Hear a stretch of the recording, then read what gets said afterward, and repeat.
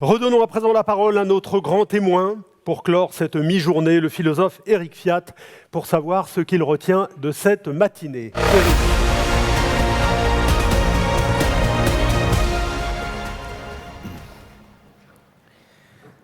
Après la mort de sa fille dans les conditions atroces que vous savez, Jean-Louis Trintignant s'est caché pendant 2 ans et demi dans sa maison provençale.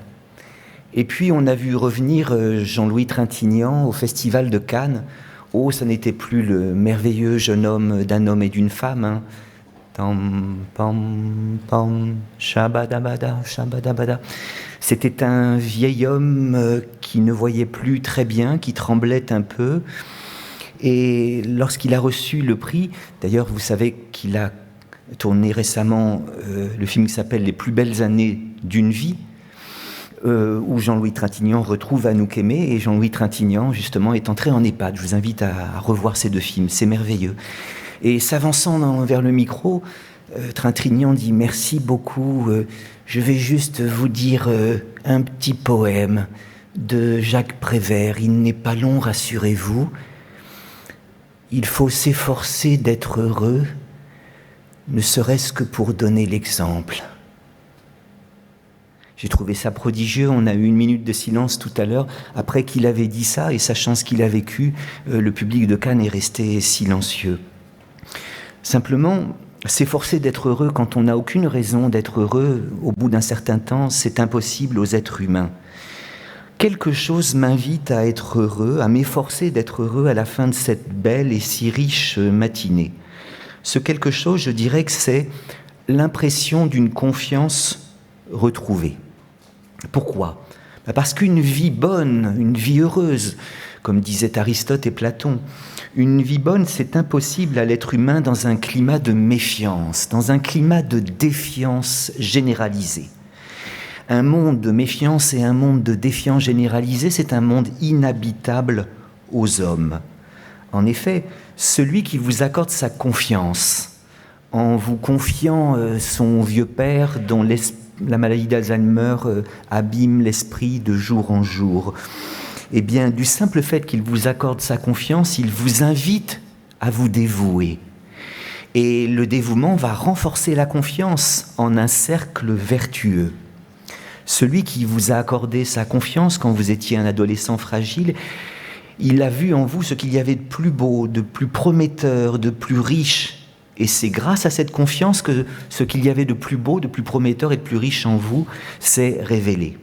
En revanche, celui qui se défie, celui qui se méfie de vous et qui porte son regard soupçonneux sur ce qu'il y a de moins beau et de plus médiocre en vous, ne vous invite pas à révéler vos beautés. Celui qui se méfie de vous ne vous invite pas à vous dévouer, et le manque de dévouement renforce la méfiance en un cercle vicieux. Rien n'est plus dainon que l'homme, disaient les Grecs. Dainon, c'est un petit mot qui veut dire à la fois merveilleux et terrible. Comme l'a dit Florence, pendant cette crise, les êtres humains ont montré à la fois leurs visages les plus terribles et les plus merveilleux. Mais tout de même, ce qui m'incite à être heureux, c'est que les merveilles ont eu lieu. Et justement, accorder sa confiance aux êtres humains, penser qu'il y a en tout être humain un fond de bonté encore disponible, c'est le levain qui permet à ce fond de bonté de se manifester. Oui, nous avons retrouvé confiance, ce qui suppose que nous l'avions perdu un petit peu, mais diable, qu'il est beau le chemin que nos contemporains me semblent avoir emprunté pendant les mois de cette crise, chemin conduisant en effet de la défiance à la méfiance. Quelques exemples. Oui, nos contemporains sont passés d'une défiance majoritaire vis-à-vis des vaccins à une confiance en eux devenue majoritaire, de 40 à 70. Oui, nos contemporains sont passés d'un moment où la défiance était grande, réciproque entre le public et le privé, à quelque chose comme à une confiance retrouvée en eux. C'est le chemin qui passe de la concurrence à la complémentarité. Beau encore le chemin que peut-être nos contemporains ont emprunté d'une époque où les médias étaient plus que méfiants à l'endroit des EHPAD, puisque très avides de dénoncer les scandales qui s'y produisaient, le scandale de la maltraitance que subiraient nos aînés au cours de leur nuit blanche et de leur jour noir, à des médias bien obligés grâce à vos politiques de communication et à l'action, par exemple, de Nelly, de voir que dans ces EHPAD-là, oui, il est des mains nues pour prendre les mains à la fois, je dirais, durcies et attendries par l'âge. J'ai toujours été, quand j'étais enfant, très sensible au fait que les mains des vieilles dames étaient à la fois racornies, durcies par l'âge, mais qu'on y trouvait sur la paume un étrange point de douceur, vous savez, comme une neige à peine fondue.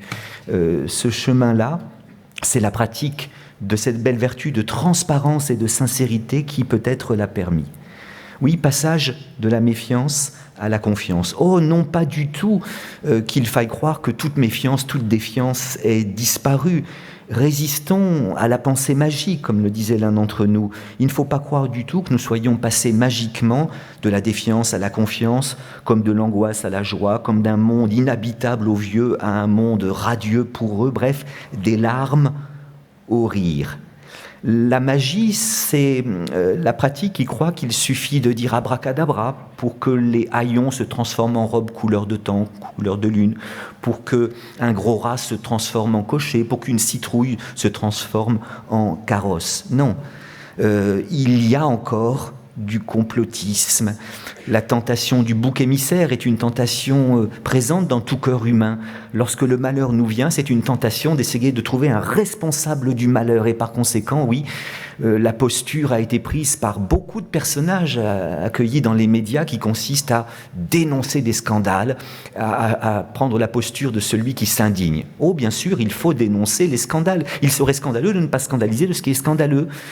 Mais celui qui s'indigne a quand même une facilité, c'est qu'il sait où est le mal, ou il sait où est le bien. Or, j'ai l'impression que pendant toute cette crise, eh bien, parfois, nous ne savions pas vraiment que faire. L'éthique, c'est pas seulement la dénonciation des scandales, c'est aussi l'affrontement des dilemmes. Et vous avez dû affronter beaucoup de dilemmes. Permettre les visites ou ne pas les permettre. Permettre un dernier regard aux morts ou ne pas le permettre. Vacciner ou ne pas vacciner, réanimer ou ne pas réanimer, confiner ou ne pas confiner. Un être humain sincère ne sait pas toujours où est le bien, ne sait pas toujours où est le mal. Mais il me semble en effet que, oui, à la pensée magique, il faut opposer une pensée critique.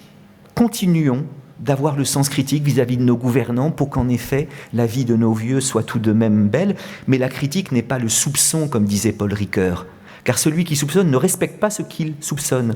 Le soupçon, c'est le sub species, le regard en dessous, sub en dessous, species, le regard. Il me semble que, alors que la critique, elle, respecte ce qu'elle critique. La plupart des êtres humains me semblent, pendant toute cette crise, qui n'est peut-être pas finie, avoir fait ce qu'ils pouvaient. Et c'est déjà beaucoup de faire ce que l'on peut. C'est déjà peut-être donner le plus beau visage de l'être humain. Oui, rien n'est plus Dainon que l'homme, il y a en nous des merveilles et des choses terribles, mais faire ce que l'on peut, c'est déjà pas mal.